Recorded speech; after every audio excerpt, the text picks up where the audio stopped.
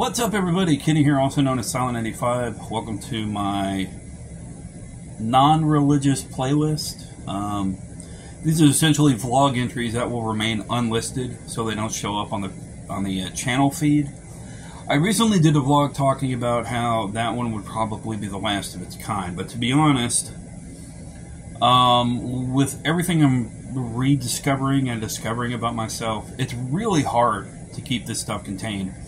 When you're a YouTuber and you want to put a message out there that people are not alone in what they go through. This is also kind of therapeutic for me because I've been doing it for over 13 years. And, you know, it's really cool to share. So, what I wanted to cover, this will be a different, kind of a series, for the most part, that some people may or may not find. I'm honestly not sure, but I definitely wanted it to go on the channel. But I found that with it going on the main feed, it really tends to get people pause about the channel content, and I get that. So what I've decided to do is create unlisted videos and put them as a part of this playlist that, again, some people may or may not find, but at least for future reference, they can hear some stuff that may be relatable, may, you know, help them get through a hard time if they feel alone, and also at the same time, you know, just kind of put out there where I am and who I am, you know, what I believe or don't believe, so on and so forth. So what I wanted to start out with is answering some questions that popped up on another video. And by the way, I forgive the video format.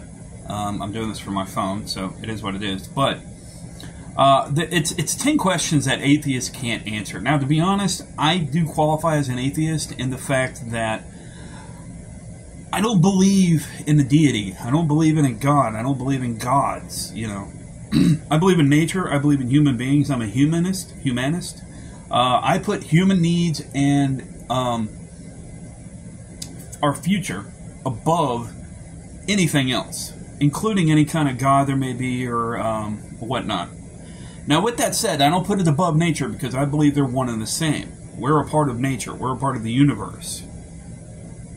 And usually when people think of nature, they think of trees, plants, animals, and not exactly ourselves, but we're a part of nature, believe it or not.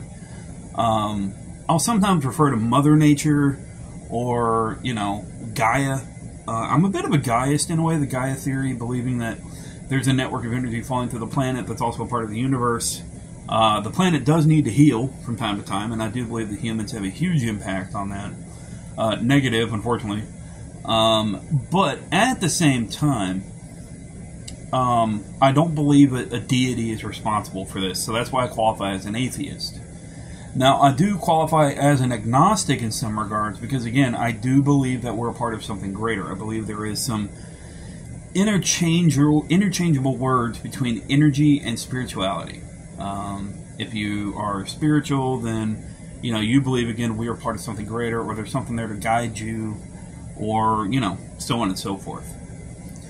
Where I fall on that line is that I do believe there's a spirit to the planet, to other people, to the universe, to the spirit of things, you know, harmony and whatnot. I ratio that with things can be out of balance. The way of the universe can be out of balance, your life can be out of balance, society can be out of balance, our overall goal or whatnot may be out of balance.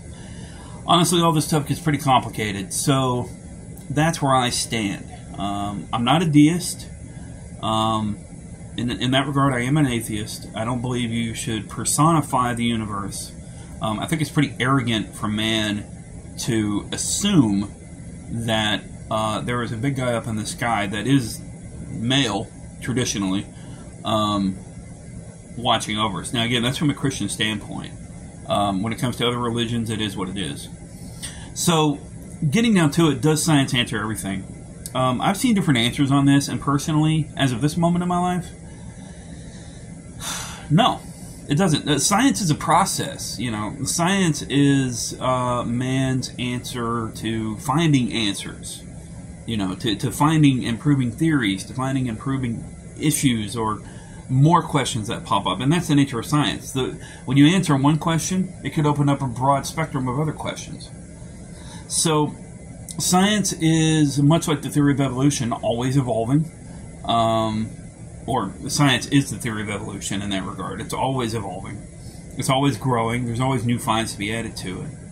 I do believe that higher academia, unfortunately, much like religious institutions, tend to latch on to theories or relevant information that's proven to be wrong, and they believe that the old ways are still right, even though it's been proven not to be, because that's the way things should be. And unfortunately, in some regards, that is kind of a religious aspect, because you're holding on to the old ways, and you can't let go of the future because they've been, it's comfortable to you. And that's the other thing about it. Science can be uncomfortable. Just like if, you're like me, religion can make you uncomfortable.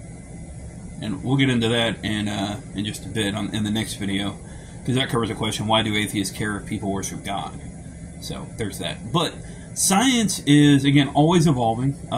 It is our tool for finding out who we are, how we got here, why we're here, potentially, how things work, why we do the things we do, why we face certain hurdles naturally as human beings or in society, better health, better medicine, how things can improve, why things go sideways, so on and so forth.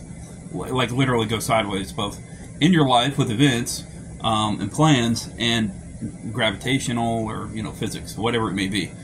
There's different branches of science too, much like there is different factions of religion.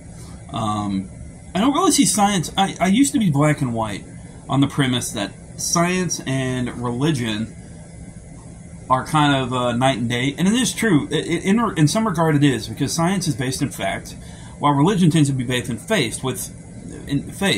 Which, if you ask any Christian, there tends to be an age-old saying of faith is the evidence of things unseen.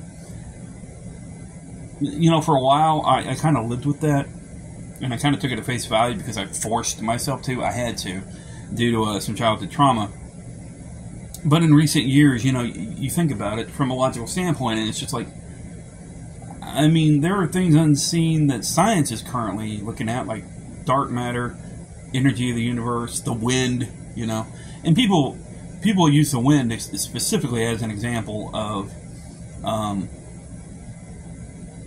do you question the wind? Well, no, we don't have to question the wind because we know where the wind comes from. Now, personally, I can't break it down technically, but you've got different atmospheres, you've got different chill zones up in the atmosphere, and direction, this rotation of the Earth and whatnot. I'm intelligent, but I'm not like really intelligent to be able to retain that information because I never had to specialize in it. I'm just a normal guy that is fairly intelligent, very immature in a lot of ways when it comes to jokes and humor and regarding other things. But that's just my take on it. And the thing about science too is that it will eventually answer, as long as we're here long enough, 99% of the universe. But again, it's always evolving. We're always gaining new information. We're always adding to that data book that has been proven, that is always evolving. And if you look at history, there's proof of it, look at dog breeding or cat breeding or botanists creating hybrids of plants, They're taking old data, they're taking current data of those species, and they're mingling it up and creating new things. Look at flat Earth. People used to believe flat Earth. Some people still believe flat Earth exists, but some people used to think that flat Earth used to be flat, obviously. But we now know that it's a globe, So there's that, and then we were the center of the universe at one point. We didn't know how many planets there were. We didn't know what the stars were. Religion is just an age-old practice, a traditional practice that was used to potentially explain the universe. And nowadays it seems like it's really, in my opinion and from my experience, really more of either a way to build a community, and the person building the community can acquire money. It becomes a job, which is totally wrong, especially if you're working on faith. Just saying. Or you're building a community for selfish reasons, maybe for popularity. You're utilizing a Bible or any other religious text to probably feed some narcissism, while at the same time gain influence over a group of people for whatever circumstances, you know. And I think possibly throughout history there have been religions created that have expanded based on that.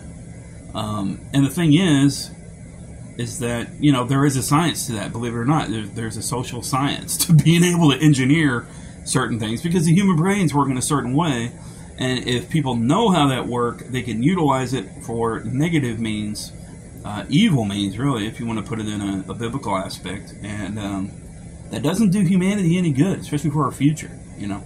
It may temporarily, but in the long run, science, I believe, will eventually answer 99% of the problems in the universe.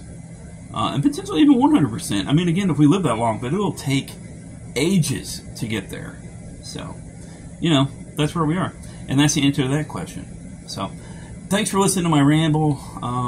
This is just part 1. We'll get to part 2 here soon, which will be why do atheists care if they worship God? Why do atheists care if people worship God? I do have quite a bit to say on that. Some good, some bad. But that's about it. Stay safe, stay sane. Remember, you're awesome. Never let the world tell you otherwise. And please note, I'm not judging people. I'm not trying to judge anybody. I have had a very harsh past when it comes to religion and Christianity. But I'm a very logical person, always have been. And I was forced to play a role for survival. And it covered up my logical thinking for a long time. And I doubted who I really was. So I've been through a lot of suffrage in that regard, and it feels really good to be able to live my truth now and go from where I want to be. So, again, remember, you're awesome. Never let the world tell you otherwise, and I mean no judgment with these videos. See ya.